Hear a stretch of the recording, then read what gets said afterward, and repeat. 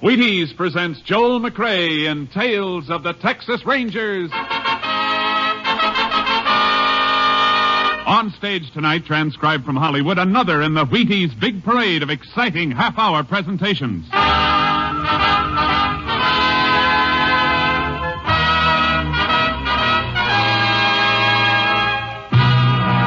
Tales of the Texas Rangers, starring Joel McRae as Ranger Pearson. Texas, more than 260,000 square miles. And 50 men who make up the most famous and oldest law enforcement body in North America.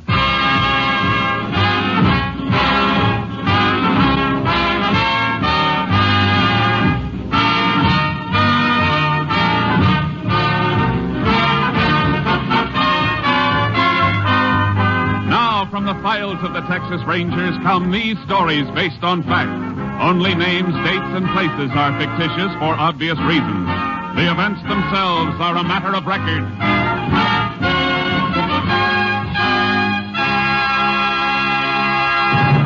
Case for tonight, the White Elephant.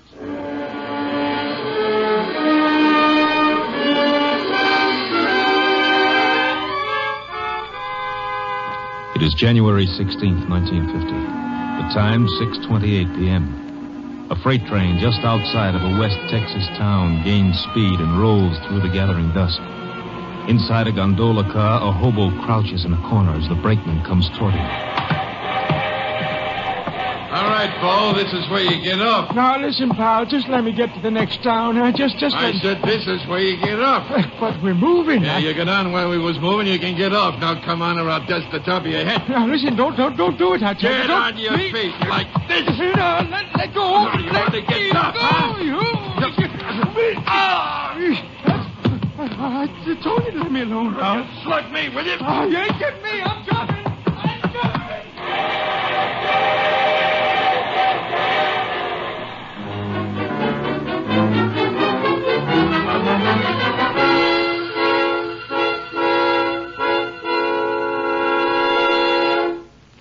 Tales of the Texas Rangers will continue in just a moment. You take a nice, ripe, plump kernel of wheat, and you roll it out flat, and you toast it a little. And what have you got? A Wheatie.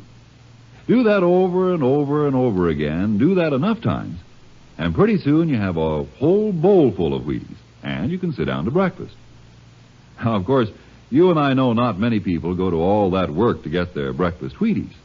They just tip up that big Wheaties box and let those crisp little flakes tumble into the bowl. And you know what? When you do that, you get the very same 100% whole wheat goodness and energy that you'd get if you rolled out your own Wheaties flakes kernel by kernel. And the best tip I can give you is to tip the Wheaties into your own bowl first thing in the morning and see how Wheaties at 7 can help at 11.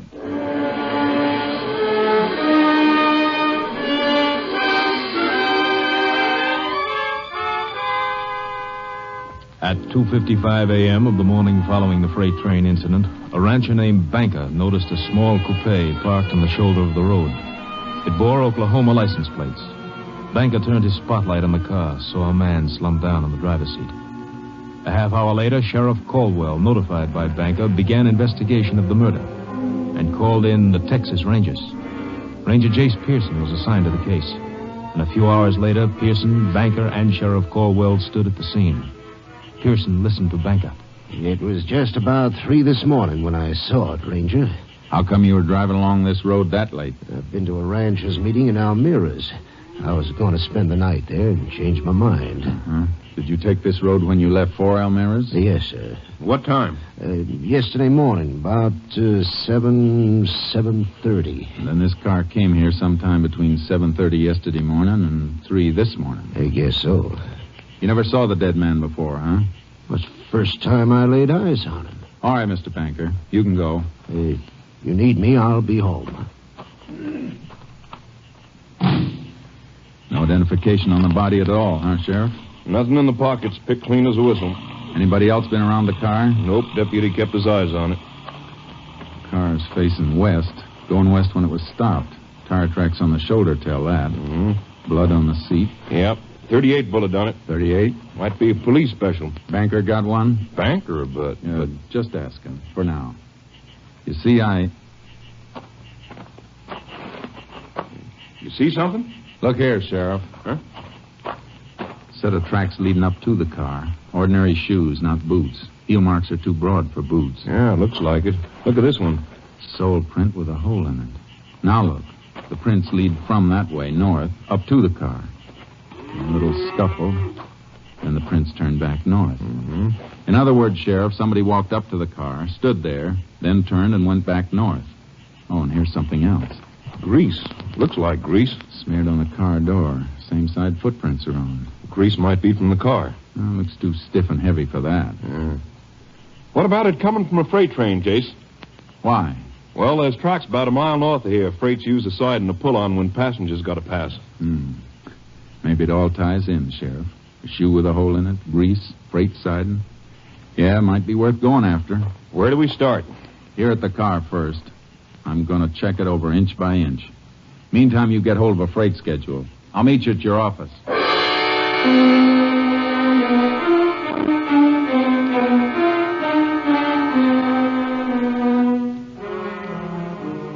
When I checked the car inside and out, I found a few things that were interesting and a little puzzling. I sent a sample of grease to the laboratory for analysis and took plaster casts of the footprints. Then went on to Sheriff Caldwell's office. He had the information I'd requested. Here it is, Jace. Schedule of freights went through yesterday. How many? 3 of them. We can check those all right. Of course, we might be sending the dogs up the wrong tree. Looks like a hobo to me. Yeah. Let me see the dead man's fingerprints. Sure, here you are. Oh, these match with some of the prints in the car. See? Closed delta. Yeah. How about those others you got? Picked these up on the door that had the grease on it. Smeared all over. A couple clear enough to use, only... Only what, Jace? You know, there wasn't a single print on the steering wheel. Seems like the dead man's prints ought to be on it. Gloves? I didn't find any gloves on him, nor in the car. Yeah. You know, by the way, I got a call out if any hobo picked up or seen on those trains. Good. Now, I found these tucked under the sun visor in front of the driver's seat. Gasoline receipts made out to Carl Thompson. Oh, that'll save a lot of checking. We'll forward the dead man's prints anyway. That steering wheel bothers me. Excuse me, Jace. Sheriff Caldwell. Oh, yeah. Good. Hold him. We'll be there as soon as we can make it. Something else, Jace. Brakeman in one of those freights we've been checking has a story. Some hobo slugged him and jumped. Okay, let's go.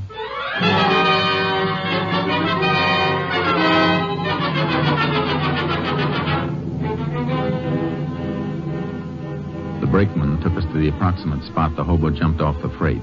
Sheriff Caldwell and I picked up the trail and followed it by horse. We hoped to apprehend the suspect before he could reach a town and lose himself and us. After 6 hours, we stopped.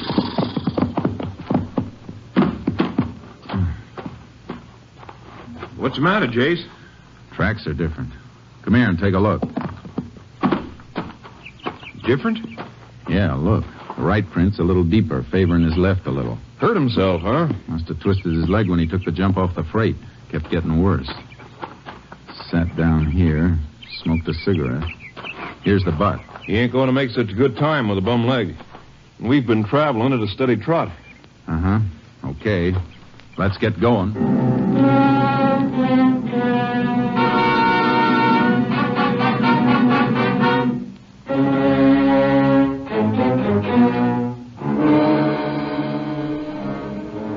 The suspect's trail showed increased favoring of his left leg. His progress became slower. More and more often he stopped to rest, and the trail became fresher and fresher. Evidence in a deserted shack showed suspect had rested there for quite a while. We picked up the trail again. We're getting close, Sheriff. How do you know? Noticed something just now. Take a look at these prints. Same as the ones we've been following. Not quite. Hole in the right shoe. It's not that. I'm talking about this anthill he crushed. Well, what about it? Quite a few of the prints had anthills in them, crushed and rebuilt. So? Ants start working on a new hill when the old one's been tramped down. This one's so fresh they haven't had time to rebuild. Hey, that's right.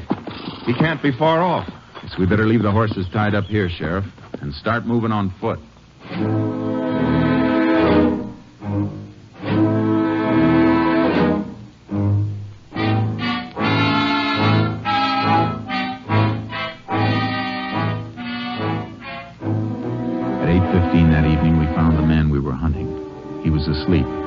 gave us no trouble, and he denied anything and everything about the crime. We took him back, and I kept questioning him, but he stuck to his story. I never was there. I didn't do it. Ever own a gun? 38 police special? I told you 100 times I never owned no kind of gun. How'd you take all that skin off your I arm? don't know. Fell, maybe. You got that while you were running away. When you jumped off the freight, after you slugged the brakeman. No. Grease on your jacket. How'd it get there? Maybe off in the freight. Sure. That car we showed you, the one you said you'd never seen before. That's the truth. Is it? Hold up your right foot. Eh? Hold it up. Hole in the right shoe. What of it? Here's a plaster cast. Cast at the print of the scene of the murder. Take a good look. But I wasn't there, I tell you. Ever hear of fingerprints? Oh, sure. Here are yours. And here's a set found at the crime. They match. You still say you weren't there? I didn't kill nobody. Let me see your hands. When'd you wash them last? I don't know. Maybe a couple of days ago. You know we can tell if you fired a gun. I never had no gun. Did you rob the man in the car? No. Look at me. You were there, weren't you? We can prove it. Well, all right, I was there. But I didn't kill him. Why'd you lie? Well, I was scared. If you're innocent, you don't have to be scared. Look, Ranger, I got a couple of bag wraps. That all? Hey, sure. We can check that, too. All right. I got a couple of wraps for pinching stuff. Nothing big. Now, look. Tell me exactly what you did. Well, I come in off a freight. I was walking across when I seen the car. I figured it was funny, something funny. Why? Well, car parked like that. Then I walked over, seen the fella in there. He was dead. I beat it, hopped the freight. That all? You know what else up to now. Did you get in the car at No, all? sir. Did you touch the body or take anything from it? I swear, Range, I didn't. Did you touch the steering wheel and then wipe it off? Wipe it? No. What for? Look, I tell you, Jace, Yeah, Sheriff. come here, will you? Sure. You stay put. I got no place to go. Here's all the dope and the murdered man, Thompson. Come in just now. Carl Thompson, resident Tulsa, Oklahoma, traveling salesman for Prince Extract Company. This check? Double. Tallies with the gasoline receipts. Mm-hmm. What about him? The hobo? Yeah. I think the only crime he committed was failure to report what he saw. His fingerprints were all over the outside of the one door of that car, none inside. Seems to me if he thought of cleaning up the inside, he'd have done the same outside. Yeah, looks like it. We'll give him the paraffin test anyway and see if he's fired a gun lately. And if he didn't? Start all over. And start with that clean steering wheel.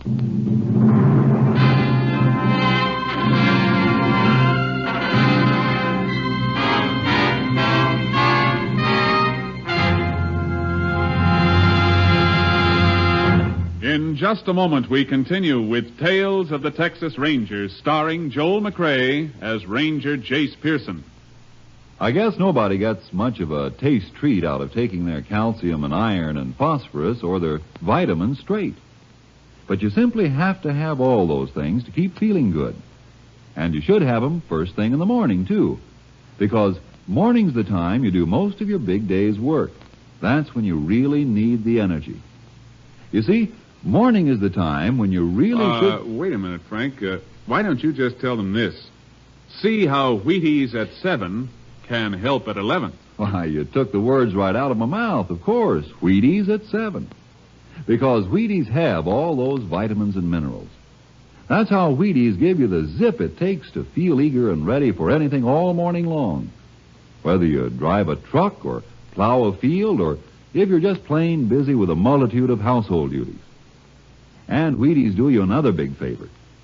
Wheaties wrap all those vitamins up in a wonderful, sunny, toasty, nut-like flavor that fairly hollers, give me some more. Wheaties are crisp. They're munchy. You know, fun to chew on. Tastes as good going down as they make you feel when they get there. So do this, will you? Not for me, but for yourself. Hurry on down to the Wheaties tomorrow morning and just see for yourself how Wheaties at 7 can help at 11.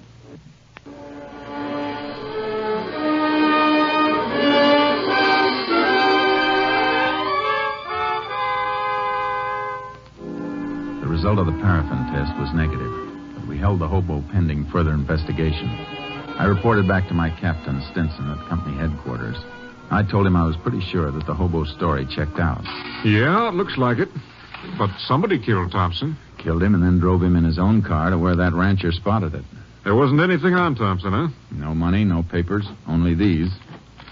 Gasoline charge account receipts. Somebody went to an awful lot of trouble to clean him, but they overlooked these. Mm-hmm. On top, this looks like a plain case of murder with robbery as the motive, but if that was it, why go to all the risk of being spotted in a car with Oklahoma plates? Why not just kill him and leave him? I don't know, Jace. What's your thinking? Well, Thompson was a traveling salesman, traveled a lot in a few days. Now, suppose the killer realized that with Thompson far enough away from the scene of the crime, we'd have a pretty tough time finding out just where the murder was committed. Yeah, that could be. But why? Well, maybe the killer couldn't leave the spot. So he did the next best thing. Took Thompson's body away. And maybe it wasn't just robbery. Or what else? I don't know yet, but I got some more checking to do. It'll take maybe a couple of hours, and then I might have some answers.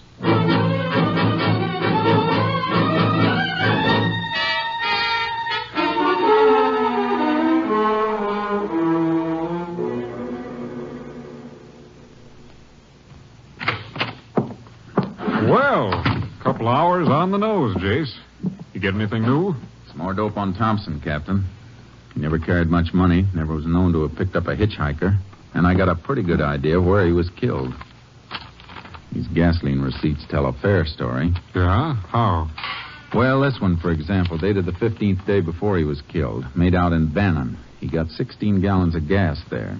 Oh, did you ever think somebody else might have been using his credit card? Yeah, but Thompson traveled that route pretty often. Chances are he was well known at the service stations. Yeah, that's right. Okay, go on. I ran a mileage test on his car. He got about 17 miles a gallon. Now, his tank holds 16. I did a little figuring. Just about enough gas was used to get him from Bannon to where his body was found. But he could have been killed anywhere between Bannon and where he was found dead. Sure, I know that. But it still looks like my next stop is Bannon.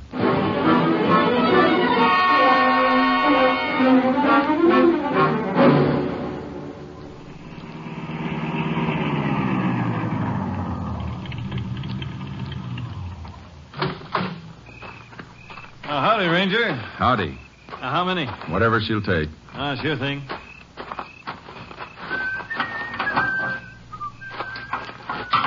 You the owner here? Yes, sir. How long? A couple of years. You work alone? Nights, yeah. Take a look at this, will you? One of my receipts. Credit card stuff.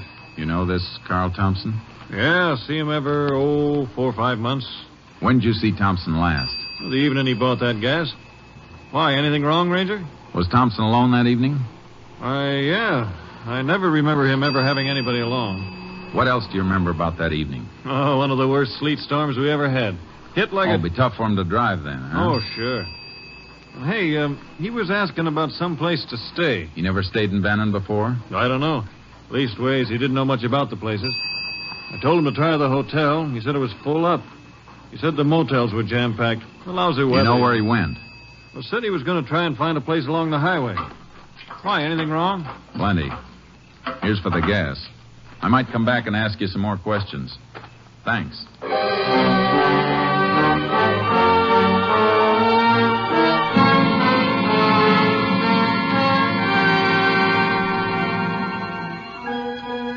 I began a check of every possible place Thompson might have stayed that night, but I drew one blank after another.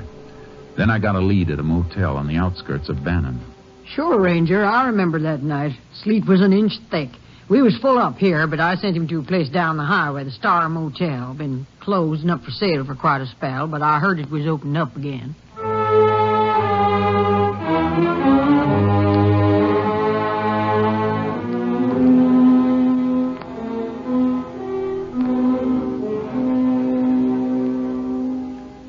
I went to the Star Motel. It was closed tight. Every cabin was locked, the windows boarded. There wasn't a soul around. I was just about to leave when I noticed something. The electricity must have been on somewhere in the place because the little wheel under the dials of the meter was spinning. It was enough to send me back into town to ask a few more questions.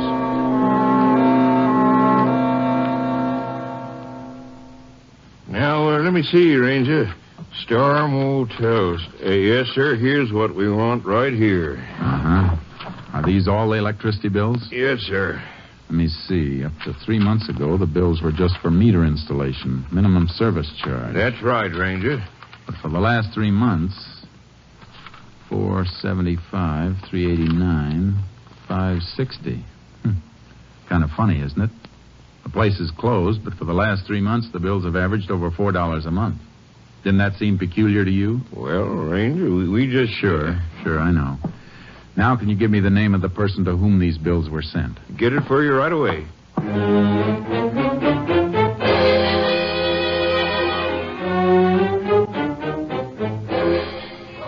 Why, yes, Ranger. Mr. Carlson's here. I believe he's on the phone right now, but if you come in... Thank you, ma'am. You Mrs. Carlson? Yes.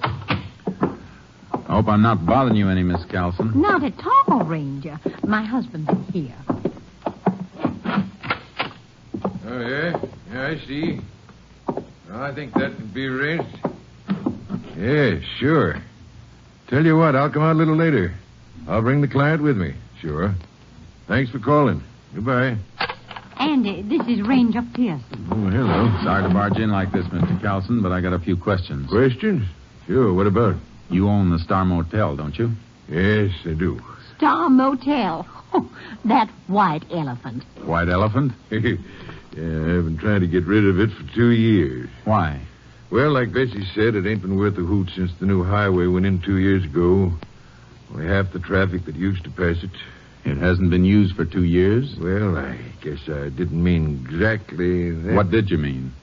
I tried to keep it going for a year after the highway went through, but couldn't rent enough rooms. Wasn't worth trying to save. You got the keys to it? Keys? Oh, sure. Is something wrong, Ranger? Might be, ma'am. Can you take me through the motel, Mr. Carlson? Anytime. Right now, suit you? Couldn't be better. Let's go.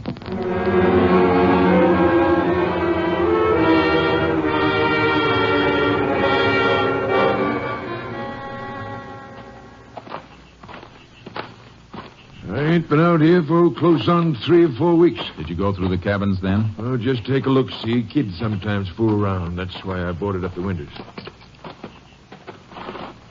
Want to take a look in the office? Yeah.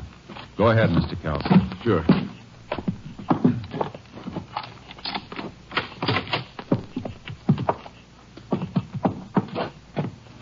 Nothing in here, Ranger. Nope, there's not. Anything in particular you're looking for? Yeah. You have this floor washed lately? Oh, heck no. Ain't no use paying for something like that. It's been washed recently. Huh? But why? How do you know? Scrubbing wood with hot water always raises the grain, and hot water isn't as good as cold to wash out blood stains. Blood? Blood? Reach! Hold it! What's the matter with Away you? from the guns, Ranger. Hold you. Sit down. Go on. Come on. What the devil is this? Who are you fellas? My guess is a couple of men I want for murder, Mr. Carlson. Murder? Just check the telephone wire. Everything okay? Yeah, push that guy. Me? Why, I never carry a gun. Well, we'll just make sure. Yeah, he's clean. All right, now strip the Ranger's gun belt. Wait a minute. You got the drop on me. Maybe I'd have to be a fool to draw. But if you don't want me to be a fool, don't touch these guns. You try and take them off me, and I'll go down using them. And I might get lucky. All right, Locke. Let him alone. He's too smart to start anything. Go get the panel truck out and start loading our stuff fast. Well, what about them? We can lock them in. Fix their car so they can't get out of here for a while after we leave. If they try to come out while we're still here, we'll blast whatever door or window they try to come through. Get that, Ranger? I get it. Okay. I'll be outside, Chuck. So your name's Chuck, huh? Good as any. What are you and that other fella doing in my place? Go ahead, Chuck. Tell him. Some other time, friend. Now you two listen. Because I ain't going to say this twice. Try to bust out before you hear us drive off, and you'll get it good. Now stay put. Oh, they got us locked in. Yeah. Oh, don't go near that window. You heard what he said. Little crack in the boarding. I'm just taking a look. What are they doing? Come here and take a look for yourself. Oh, I should have watched the place more. I never knew anyone was using it. Been used plenty. Look what they're taking out. Furs. All kinds of stuff. It's beginning to make sense. Closed-down motel made a nice storage bin for stolen and smuggled goods till they could run it to the markets. Oh, they'll get away. You said there was a murder. Take it easy, Mr. Carlson. We'll get them. Oh, they'll be across the border in a half an hour before we could even reach a phone. Maybe you better take a chance and Get shot down in cold blood? No. But we'll get them all right. Know why, Mr. Carlson? Why? Because you'll help.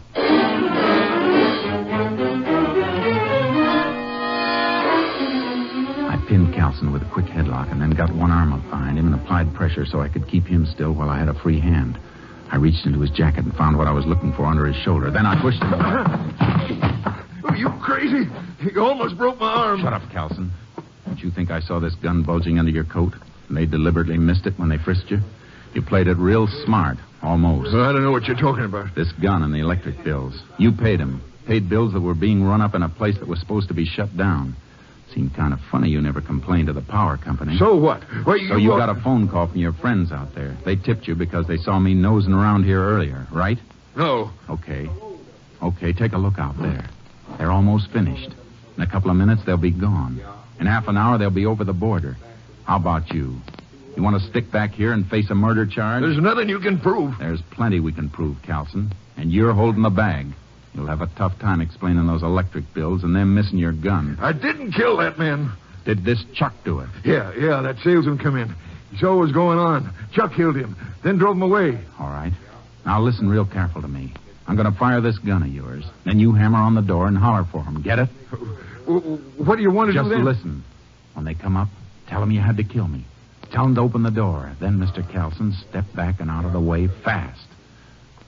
They'll be gone in a minute. Make up your mind. All right. Go ahead, I'll do it. Any funny tricks and you get it first. Now, ready? Open that door and holler. Chuck, Lark, give me a fast. Open the door. Now, when it's open, step back. What's the matter? Carlson, open the door. I had to kill him. He was making a break for it. You just knocked him out. Reach, both of them. Hey, what's the big idea? Why, you...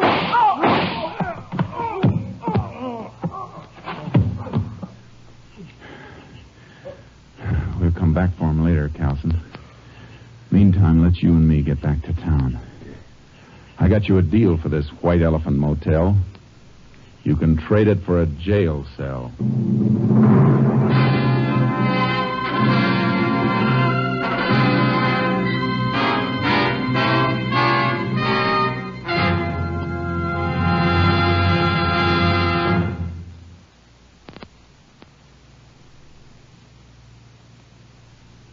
And now, here is the Wheaties man, Frank Martin.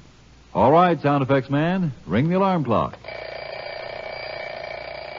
Yeah, I used to groan, too, when I heard that sound. But one morning I said to myself, now look, Martin, you gotta get up. Why fight it? Think about something pleasant. And right away I thought, Wheaties. That's about the pleasantest thinking a man can do. Why, when you figure you can sit down to a bowl of good, crisp Wheaties and then feel like tackling the world, when you know a bowl of Wheaties and milk and fruit can help you work good because you feel good, why, it almost makes you want to shake hands with your alarm clock. And when you hear it come morning, roll out happy, reach for the big orange and blue box, and see how Wheaties at 7 can help at 11. Next week, Joel McRae in another authentic reenactment of a case from the files of the Texas Rangers.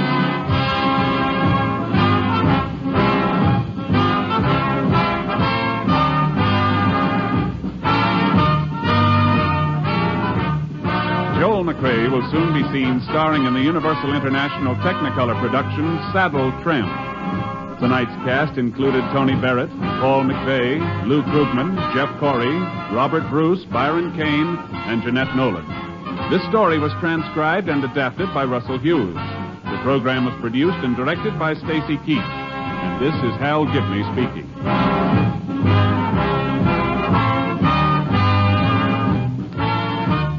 And this is the Wheaties man, Frank Martin, inviting you to listen Monday night to Frank Lovejoy in Night Beat on the Wheaties Big Parade. See you then.